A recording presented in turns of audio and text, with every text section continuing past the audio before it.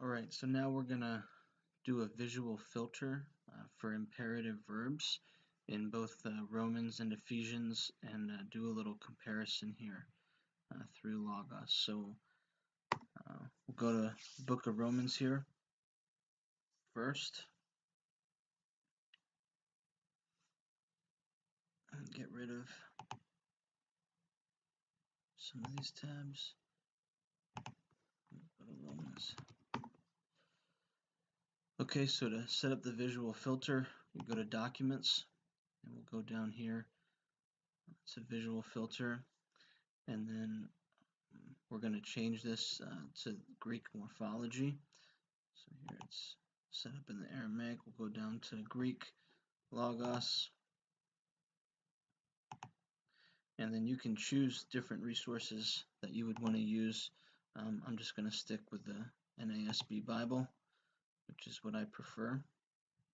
And so to search for a imperative verb, you put in the @ symbol and the different parts of speech will come up. So we'll select verb, and then it'll ask what form, and so we'll go over here to the imperative, and then for the formatting, this is just the color of the words that will be highlighted, so we'll do orange. Orange stands out. And then you'll see in a second it'll come up over here in the book. So we'll go through Romans and just scroll down a little bit until we start to see some of these imperative verbs show up. So you see in the first chapter, there's nothing. Chapter 2, there's nothing.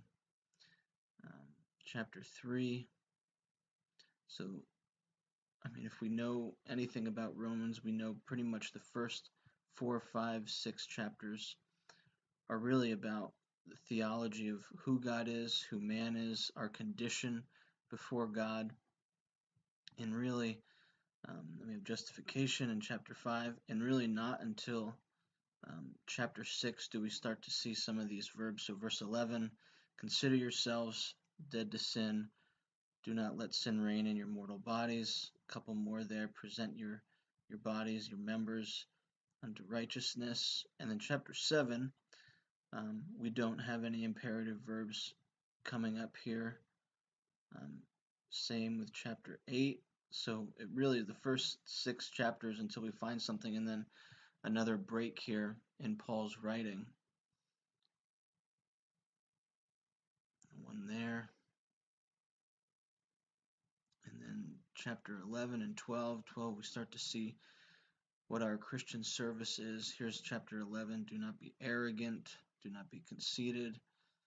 Behold the kindness and severity of God. And chapter 12 is our service being conformed and transformed.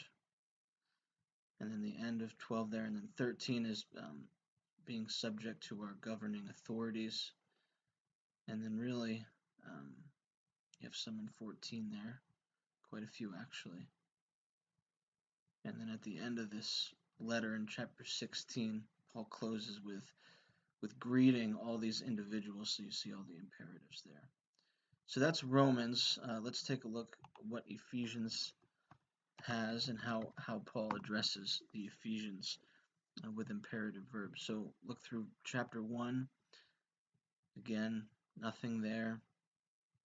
A lot more of the theology, our position in Christ, made alive in Christ, and then Paul giving sort of a personal testimony of his experiences. And then chapter 4, the end of chapter 4, we start to see some of these laying aside falsehood, speak truth, be angry, yet do not sin. So definitely some verbal imperatives there. And then chapter 5 as well, quite a few, as you see highlighted. And then chapter 6, putting on the armor of God, following the family relationships. So really, not until the end of his letter to the Ephesians does Paul make the shift again. And similar to Romans, however, Romans is a much longer letter, 16 chapters versus 6 here. But Paul gives some imperatives in the middle of Romans, and then most of them towards the end. And it's similar here, but most of the imperative verbiage